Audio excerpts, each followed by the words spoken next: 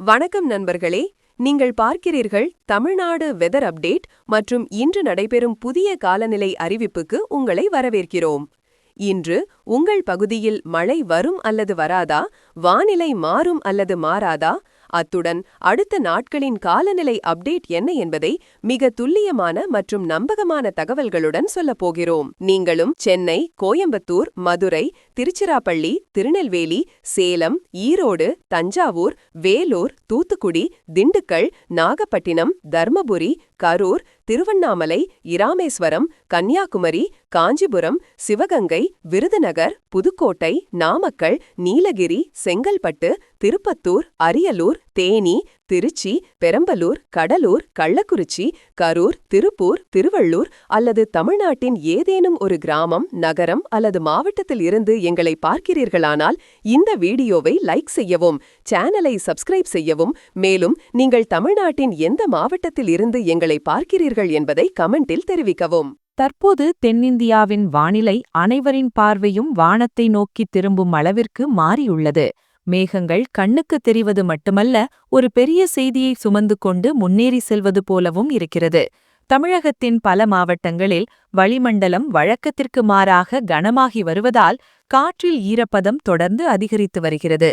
இனிவரும் காலங்களில் நிலைமை வேகமாக மாறலாம் என வானிலை ஆய்வு மையம் தெளிவாக சுட்டிக்காட்டி இருப்பதால் இலகுவாக எடுத்துக்கொண்டால் இது விலையுயர்ந்த அறிகுறியாகும்.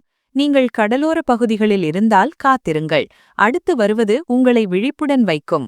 வங்கக்கடலிலிருந்து எழும் ஈரமான கிழக்கு காற்று சென்னை, செங்கல்பட்டு, திருவள்ளூர், காஞ்சிபுரம் போன்ற முக்கிய நகர்ப்புற மாவட்டங்களை தொடர்ந்து பாதித்து வருகிறது. இந்த பகுதிகளில் கனமழை முதல் மிக கனமழைக்கு வாய்ப்புள்ளது. குறிப்பாக தாழ்வான மற்றும் நகர்ப்புறங்களில் தண்ணீர் தேங்குவது, சாலைகளில் தண்ணீர் மற்றும் போக்குவரத்து நெரிசல் போன்ற சூழ்நிலைகள் ஏற்படலாம். ஒரு நேரத்தில் பல மணி நேரம் பலத்த மழை பெய்யும்போது நகரத்தின் வேகம் எப்படி குறைகிறது என்பதை கற்பனை செய்து பாருங்கள். இதனால் நிர்வாகம் முழுவதுமாக உஷாராக இருக்குமாறு கேட்டுக்கொள்ளப்பட்டுள்ளது. முழு தென்னிந்தியாவின் வானிலையையும் உலுக்கிய அமைப்பை பற்றி இப்போது பேசலாம். தென்கிழக்கு வங்காள விரிகுடா மற்றும் அதை அடுத்துள்ள பூமியத்த ரேகை இந்திய பெருங்கடலில் உருவான ஆழ்ந்த காற்றழுத்த தாழ்வு நிலை மெதுவாக முன்னேறி வருகிறது. இந்த அமைப்பு திருகோணமலைக்கும் யாழ்ப்பாணத்திற்கும் இடையில் இலங்கையின் கரையை கடக்க தயாராக உள்ளது. கதையின் மிகப்பெரிய திருப்பம் இங்குதான் வருகிறது. ஏனென்றால் அது கடந்துவிட்டால் தமிழகம் மற்றும் புதுச்சேரியில் மழைப்பொழிவில் பெரிய மாற்றத்தை காணலாம். திருவாரூர், நாகப்பட்டினம், மயிலாடுதுறை மற்றும் கடலூர் மாவட்டங்களில் கனமழை முதல் மிக கனமழை பெய்யும் என எச்சரிக்கை விடுக்கப்பட்டுள்ளது. இப்பகுதிகளில் வயல்வெளிகள், கொட்டைகளிலிருந்து சாலைகளில் தண்ணீர் தேங்கும் அபாயம் உள்ளது. புதுச்சேரி, காரைக்காலிலும் இதே நிலைதான் இருக்கும். நீங்கள் இந்த பகுதிகளில் வசிக்கிறீர்கள் என்றால் இந்த தகவல் உங்களுக்கு மிகவும் முக்கியமானது. எனவே வீடியோவை இப்போதே லைக் செய்து சேனலுக்கு குழுவு செய்யவும். இதனால் எந்த முக்கியமான புதுப்பிப்புகளையும் நீங்கள் தவறவிட மாட்டீர்கள். விழுப்புரம், கள்ளக்குறிச்சி, அரியலூர், தஞ்சாவூர், புதுக்கோட்டை, ராமநாதபுரம் மாவட்டங்களிலும் கனமழை பெய்யும். மழையின் தீவிரம் எல்லா இடங்களிலும் ஒரே மாதிரியாக இருக்காவிட்டாலும் தொடர் ஈரப்பத நிலை மக்களின் அன்றாட பணிகளை நிச்சயம் பாதிக்கும். பல பகுதிகளில் லேசானது முதல் மிதமானது வரை மழை தொடரும் என்றும் சில இடங்களில் திடீரென கனமழை பெய்யக்கூடும் என்றும் வானிலை ஆய்வாளர்கள் தெரிவித்துள்ளனர். இந்த நிச்சயமற்ற தன்மை இந்த பருவத்தை இன்னும் ஆபத்தானதாக ஆக்குகிறது. சென்னையை பற்றி பேசுகையில் இங்கே நிலைமை சற்று வித்தியாசமானது, ஆனால் சமமான உணர்வு. டெல்டா மாவட்டங்களை கொண்டு ஒப்பிடும்போது இங்கு மிக கனமழைக்கான நிகழ்தகவு சற்று குறைவானது. ஆனால் லேசானது முதல் மிதமான மழை நீண்ட காலத்திற்கு நீடிக்கும். பகல் வெப்பநிலை 27 முதல் 28 டிகிரி செல்சியஸாகவும் குறைந்தபட்ச இரவு வெப்பநிலை 24 டிகிரி செல்சியஸாகவும் இருக்கும். அதிக ஈரப்பதம் காரணமாக ஈரப்பதமும் மக்களை தொந்தரவு செய்யலாம். இதனால் லேசான மழை பெய்தாலும் தாக்கம் ஆழமாக இருக்கும்.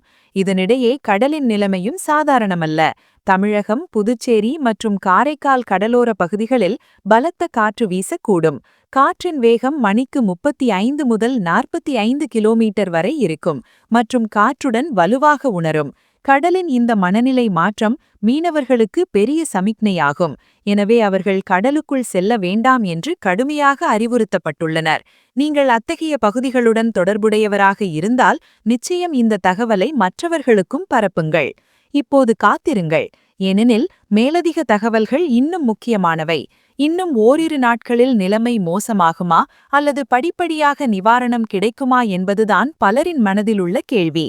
அதற்கான பதில் ஆழ்ந்த காற்றழுத்தத்தின் இயக்கத்தில் உள்ளது. இது வடமேற்கு நோக்கி நகரும்போது பலவீனமடையலாம். ஆனால் பலவீனமடைவதற்கு முன் இந்த அமைப்பு பல மாவட்டங்களை நனைக்க முழுமையாக தயாராக உள்ளது. வானிலை மீண்டும் அனைவரையும் ஆச்சரியப்படுத்தும் தருணம் இது. எனவே வீடியோவை லைக் செய்து சேனலுக்கு குழுவு செய்யவும். மேலும் தகவலுக்காக கவனமாக கேளுங்கள். ஏனெனில் அடுத்து கேரளா கடல் எச்சரிக்கைகள் மற்றும் மழையின் தாக்கம் படிப்படியாக அடையப் போகும் பகுதிகளை பற்றி பேசப்போகிறோம். இந்த காற்றழுத்த தாழ்வு மண்டலம் முன்னேறி வருவதால் அதன் தாக்கம் தமிழகத்தில் மட்டும் இருக்கப் போவதில்லை. மாறும் சூழ்நிலை கேரளத்திலும் தெளிவாக உணரப்படுகிறது. ஓரிரு இடங்களில் லேசானது முதல் மிதமானது வரை மழை பெய்ய வாய்ப்புள்ளதுடன் சில இடங்களில் இடியுடன் கூடிய மழை பெய்யும் என்றும் எச்சரிக்கை விடுக்கப்பட்டுள்ளது. வானிலை அமைதியாக தோன்றினாலும் திடீரென அதன் உக்கிரமான வடிவத்தை காட்டும் போதும் இதே நிலைதான். கேரளத்தில் சராசரி பகல் வெப்பநிலை 31 டிகிரி செல்சியஸாகவும் குறைந்தபட்ச இரவு வெப்பநிலை 23 டிகிரி செல்சியஸாகவும் இருக்கலாம். இதனால் ஈரப்பதமும் பிசுபிசுப்பும் இருக்கும். கடல் மேற்பரப்பின் வெப்பநிலையும் 28 டிகிரி செல்சியஸாக இருக்கிறது. இது மேகங்களுக்கு இன்னும் பலத்தை அளிக்கிறது. குறைந்த காற்றழுத்த தாழ்வு நிலை வடமேற்கு நோக்கி நகரும்போது மழையின் தீவிரத்தில் படிப்படியான மாற்றம் காணப்படலாம். சில இடங்களில் நிவாரணம் இருக்கும். சில இடங்களில் திடீரென கனமழையால் மக்கள் எச்சரிக்கையாக இருக்க வேண்டும். இதனால்தான் வானிலை ஆய்வு மையத்தின் எவ்வொரு எச்சரிக்கையையும் தீவிரமாக எடுத்துக்கொள்வது அவசியம். இப்போது கடல் எச்சரிக்கைகளுக்கு கவனம் செலுத்துங்கள். மன்னார் வளைகுடா, குமரின் பகுதி மற்றும் இலங்கையை அடுத்துள்ள தமிழகம், புதுச்சேரி கடலோர பகுதிகளில் கடலில் அதிக அலைகள் எழ வாய்ப்புள்ளது. அலைகளின் உயரம் தோராயமாக 2.7 முதல் 3.1 மீட்டர் வரை அடையலாம். இதனுடன் பலத்த புயல் காற்றும் வீச வாய்ப்புள்ளது. இந்த சூழ்நிலை மீனவர்கள் மற்றும் கடலோர பகுதிகளில் வாழும் மக்களுக்கு மிகவும் உணர்வானதாக இருப்பதால் விழிப்புணர்வே மிகப்பெரிய பாதுகாப்பு. சமீபத்திய தகவல்களின்படி தற்போது இலங்கையின் மட்டக்களுக்கு அருகில் ஆழ்ந்த காற்றழுத்த தாழ்வு நிலை கொண்டுள்ளது. இது திருகோணமலைக்கும் யாழ்ப்பாணத்திற்கும் இடையில் கரையை கடக்க வாய்ப்புள்ளது. கரையை கடந்த பின் படிப்படியாக பலவீனமடையலாம். ஆனால் அதற்கு முன் தமிழகத்தின் கிழக்கு கடற்கரை பகுதிகளில் இதன் தாக்கம் தெளிவாக தெரியும். சென்னையிலிருந்து நாகப்பட்டினம் வரை பல பகுதிகளில் நீர் தேங்கி போக்குவரத்து பாதிக்கப்படலாம் என்பதால் வர இருக்கும் காலம் எச்சரிக்கையை கோருகிறது, கவனக்குறைவல்ல. பண்டிகை காலங்களில் மாநிலம் முழுவதும் கனமழை பெய்யாது என்று பல நிபுணர்கள் கருதினாலும் டெல்டா மற்றும் கடலோர வியாபாரிகள் குறிப்பாக எச்சரிக்கையுடன் இருக்க வேண்டும். தண்ணீரால் பயிர்கள் பாதிக்கப்படுவதுடன் திடீரென பெய்த கனமழையால் சேதம் ஏற்படும். இதனாலேயே இந்த தகவல் வெறும் நேசியாக இல்லாமல் எச்சரிக்கையாக உள்ளது. இத்தகைய முக்கிய தகவல்கள் பலரை சென்றடைய வேண்டும் என்று நீங்கள் நினைத்தால் வீடியோவை இப்போதே லைக் செய்து சேனலுக்கு குழுவு செய்யவும். மாநிலத்தின் கடலோர புறங்களில் மீட்டர் உயரமடையக்கூடும். மாவட்ட நிர்வாகம் மிகுந்த எச்சரிக்கையுடன் இருப்பதையும் பேரிடர் மீட்பு திட்டங்கள் தயாராக இருப்பதையும் ஆற்றங்களின் நீர்நிலை, நீர்த்தேக்கங்கள் மற்றும் நகர்ப்புற திரைவினை வெடுக்கைகள் முறையாக கண்காணிக்கப்படுவதும் உறுதி செய்யப்பட வேண்டும் என்று அதிகாரிகளுக்கு அறிவுறுத்தப்பட்டுள்ளது. மக்கள் அத்தியாவசிய பயணங்களை தவிர்க்கவும் வானிலை ஆய்வு தரப்பின் அதிகாரப்பூர்வ அறிவிப்பின் மூலம் தங்களை புதுப்பித்துக் கொள்ளவும் வேண்டுகோள் விடுக்கப்பட்டுள்ளது. ஏனெனில் இந்த வானிலை எப்போது தலைகீழாக மாறும் என்பது யாருக்கும் தெரியாது. இன்னும் ஓரிரு நாட்களில் சில பகுதிகளில் மழையின் தீவிரம் குறையலாம். ஆனால் இதனால் ஆபத்து முற்றும் தவிர்க்கப்பட்டதாக அர்த்தமில்லை. தெற்கு மற்றும் உள்நாட்டு மாவட்டங்களிலும் லேசான மழை பெய்யக்கூடும். இந்த சஸ்பென்ஸ் இந்த பருவத்தை இன்னும் நிச்சயமற்றதாக ஆக்குகிறது. எனவே இணைந்திருங்கள், விழிப்புடன் இருங்கள் மற்றும் வர இருக்கும் அனைத்து புதுப்பிப்புகளுக்கும் காத்திருங்கள். ஏனெனில் அடுத்த மாறும் பருவம் என்ன திருப்பத்தை எடுக்கும் என்பதை அறிய வேண்டும். நிலைமை முன்னேறி வருவதால் படிப்படியாக தரையில் உணரப்போகும் தாக்கத்தை இப்போது புரிந்து கொள்வது முக்கியம்.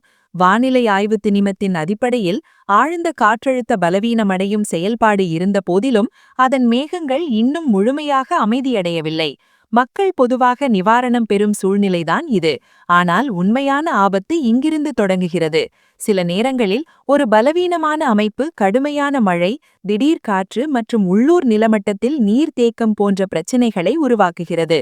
தமிழகத்தின் டெல்டா மற்றும் கடலோர பகுதிகளில் ஏற்கனவே ஈரப்பதம் நிறைந்த மண். இத்தகைய சூழ்நிலையில் குறைந்த மழை பெய்தாலும் தாழ்வான பகுதிகளில் நீர் நிரம்பி வழிகிறது. திருவாரூர், நாகப்பட்டினம், மயிலாடுதுறை, கடலூர் போன்ற மாவட்டங்களில் வயல்வெளிகள் மற்றும் குடியிருப்பு பகுதிகளில் நீர் தேங்க வாய்ப்புள்ளது. சில மணி நேரத்திற்கு மழை தொடர்ந்து பெய்தால் நிலைமை எவ்வளவு வேகமாக மாறக்கூடும் என்பதை கற்பனை செய்து பாருங்கள். இதனால் விவசாயிகள் மற்றும் உள்ளூர் மக்கள் எவ்வொரு செயலையும் சிந்தனையுடன் செய்யுமாறு அறிவுறுத்தப்பட்டுள்ளனர். சென்னை மற்றும் அதை சுற்றியுள்ள நகர்ப்புற மாவட்டங்களில் அதிக கனமழை பெய்யாமல் இருக்கலாம். ஆனால் நீண்ட நேரம் நீடிக்கும் லேசானது முதல் மிதமான மழை கூட நகரத்தின் வேகத்தை நிறுத்துகிறது. குறைந்த வடிகால் கொள்ளளவு காரணமாக சாலைகள் பல பகுதிகளில் குளங்களாக மாறக்கூடும். போக்குவரத்து நெரிசல், அலுவலகத்தை அடைவதில் தாமதம் மற்றும் அன்றாட நடவடிக்கைகளில் குறுக்கீடு பொதுவானதாக மாறிவிடும். இங்குதான் ஒரு சிறிய தயாரிப்பு உங்களுக்கு நிறைய சிக்கல்களை தவிர்க்க உதவும். நீங்கள் நகரத்தில் இருந்தால் தேவையில்லாமல் வெளியே செல்வதை தவிர்க்கவும், அத்தியாவசிய பொருட்களை முன்கூட்டியே தயார் நிலையில் வைத்துக் கொள்ளவும். இப்போது கடல் நிலைமைக்கு மீண்டும் கவனம் செலுத்துங்கள். பலத்த சருப்பு காற்று சில நேரம் நீடிக்கும் என்று வானிலை ஆய்வு மையம் தெளிவாக தெரிவித்துள்ளது. காற்றின் வேகம் சில நேரங்களில் மிகவும் வலுவாக உணரலாம். கடற்கரையில் அலைகள் வழக்கத்திற்கு மாறாக உயரத் தொடங்கும். இது ஒரு எச்சரிக்கை மட்டுமல்ல, நேரடியான மெசேஜ். குறிப்பாக கடலுடன் தொடர்புடைய வாழ்வாதாரம். தற்போதைக்கு மீனவர்கள் ஆபத்தை தவிர்ப்பதாக அறிவுறுத்தப்பட்டுள்ளனர். கேரளத்தை பார்த்தால் அங்கும் வானிலை அப்படியே சீராக இல்லை. ஆங்காங்கே மழையுடன் இடிமின்னலுடன் கூடிய மழை பெய்யக்கூடிய சாத்தியம் காணப்படுவதால் மக்கள் அவதானத்துடன் இருக்குமாறு அறிவுறுத்தப்பட்டுள்ளது. மலைப்பாங்கான மற்றும் கடலோர பகுதிகளில் வானிலை திடீரென மாறக்கூடும். லேசான மழை எந்த தீங்கும் செய்யாது என்று மக்கள் பொதுவாக நினைப்பார்கள். ஆனால் இந்த எண்ணம் சில நேரங்களில் அதிகரிக்கும். எனவே அங்குள்ள வானிலை தொடர்பான எவ்வொரு தகவலையும் கண்காணிக்க வேண்டியது அவசியம். நிர்வாக அளவிலும் ஏற்பாடுகள் தீவிரமடைந்துள்ளன. மாவட்ட நிர்வாகம், பேரிடர் மீட்பு திட்டங்கள் மற்றும் உள்ளாட்சி அமைப்புகள் உஷார்படுத்தப்பட்டுள்ளன.